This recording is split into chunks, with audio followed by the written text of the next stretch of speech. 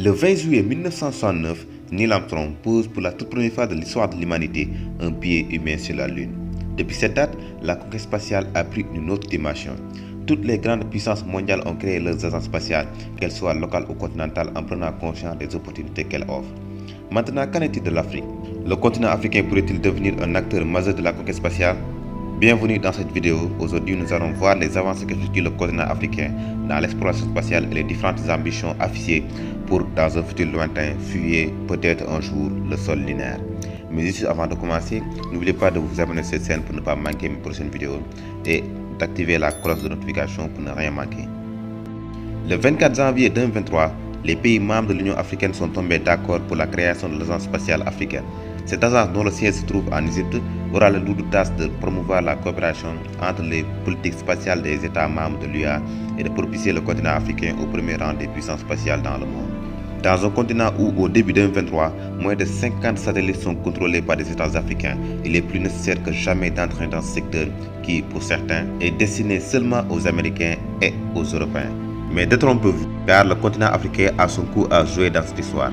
Avec la création de l'Agence spatiale africaine et la prise de conscience des dirigeants africains de la nécessité et de l'utilité dans la production de satellites et de leur déploiement pour le développement durable des pays, on devrait voir par conséquent beaucoup plus de satellites africains au-dessus de nos têtes dans les années à venir. Ces satellites serviront plus précisément d'alerter les populations face aux problèmes de catastrophes naturelles, de développer des infrastructures capables d'améliorer les services de santé, d'améliorer la productivité agricole dans un continent où plus de 70% des moyens de subsistance dépendent de l'agriculture. Vous l'aurez compris, l'objectif pour l'Agence spatiale africaine n'est pas la conquête spatiale pour le moment. Mais d'autres passionnés continuent toujours de croire en la capacité de chaque pays africain de développer sa propre fusée et d'envoyer des hommes dans l'espace. Ça paraît fou dit comme ça, mais c'est le rêve depuis longtemps du Congolais Jean-Baptiste Keka.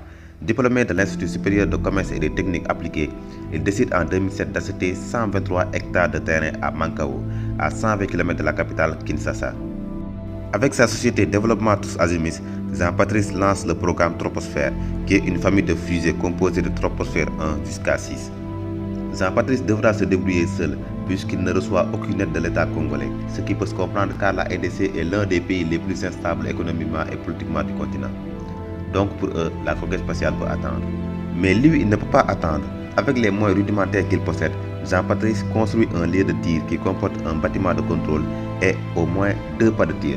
La première mission Troposphère 1, une fusée de 15 465 kg et de 50 cm de diamètre, n'a pas pu décoller en raison de problèmes techniques. S'ensuit Troposphère 2, lancé le 10 juillet 2007. Il a atteint l'altitude de 1500 mètres en seulement 35 secondes. L'objectif de ces 2 premières missions est de tester le fonctionnement du propelgol solide utilisé pour voir si ce propelgol peut mener la fusée jusqu'à l'orbite. Lancée le 10 juillet 2008, la Troposphère 4 a atteint une altitude de 15 000 mètres. Avec une masse de 250 kg et un diamètre de 0,16 m, la fusée a atteint Mach 2, soit 2 fois la vitesse du son. Ce lancement était particulier puisque c'était la première fois qu'un dirigeant congolais est présent sur place. Il s'agit du ministre congolais de l'enseignement supérieur et de la recherche scientifique, Léonard Mazuka Rugamiga. Il promet à l'entreprise un investissement financier pour la prochaine fusée, la Troposphère 5. Avec un coût estimé à environ 50 000 $, la Troposphère 5 promettait une grande réussite, avec comme objectif d'atteindre une altitude de 36 km et une vitesse de Mach 3. La fusée est composée de 2 étages à propelgol solide d'une poussée de 70 kN, avec une masse de 560 kg. Mais ce lancement était un peu particulier, puisque c'était un vol habité. En effet, la fusée transportait un rat dans son étage supérieur nommé Kavira. Mais le jour que tout le monde attendait arrive. Le 29 mars 2009, à 18h50 heure locale, la troposphère décolle de son pas de tir et dévie totalement de sa trajectoire, avec une explosion spectaculaire. Mais pour Jean-Patrice, c'était une grande réussite. Je crois que vous avez vécu avec nous. Alors pourquoi la fusée a dévié instantanément dès le début du vol?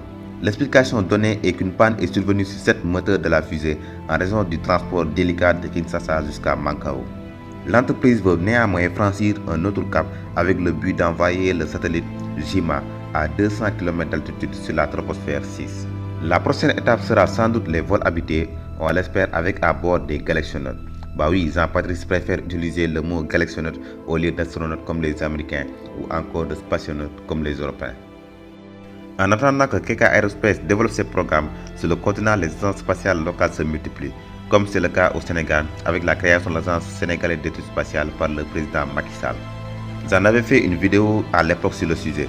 C'était à l'occasion de la production du film Star Chaser of Sénégal, ou Chasseur d'étoiles au Sénégal en français, que le président sénégalais Macky Sall a annoncé sa décision de mettre sur pied l'ASES, l'Agence sénégalaise d'études spatiales. Je décide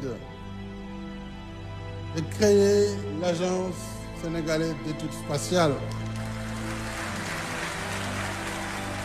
Il a déclaré à cette occasion que Maram Kairé, le cofondateur et actuel président de l'Association sénégalaise pour la promotion de l'astronomie, ASPA, aura la charge de diriger l'agence. Il est le premier Sénégalais à avoir son nom attribué à un astéroïde. Kairé est considéré comme le moteur du développement de l'astronomie au Sénégal.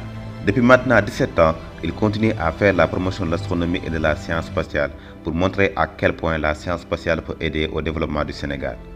Macky Sall souhaite que l'ASES soit un véritable levier pour davantage de découvertes de l'univers pour le pays grâce à la coopération avec les Européens et Américains. Il a déclaré à ce sujet: l'Agence sénégalaise d'études spatiales permettra à l'Afrique d'être présente dans cette aventure de la compréhension de notre univers et du système solaire. Chaque jour, grâce aux études spatiales, nous découvrons de nouvelles réalités et connaissances pour la compréhension de notre place dans cet univers. Le président sénégalais a investi pour l'occasion une somme de 52 milliards de francs CFA pour la modernisation des laboratoires universitaires et surtout sur la recherche scientifique. Quoi qu'il en soit, le Sénégal prend de l'avance dans ce domaine par rapport aux pays voisins. Nous allons continuer à suivre cette aventure qui peut-être va motiver les autres pays à faire de même pour accélérer sans doute le développement de l'Afrique.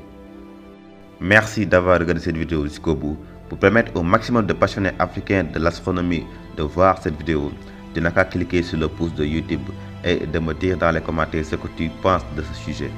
Car comme le dirait Maram Kairé, le prochain train qui siffle est le train de la révolution spatiale et nous n'avons pas le droit de rater ce train. Prenez soin de vous, vive l'Afrique et on se dit à la prochaine.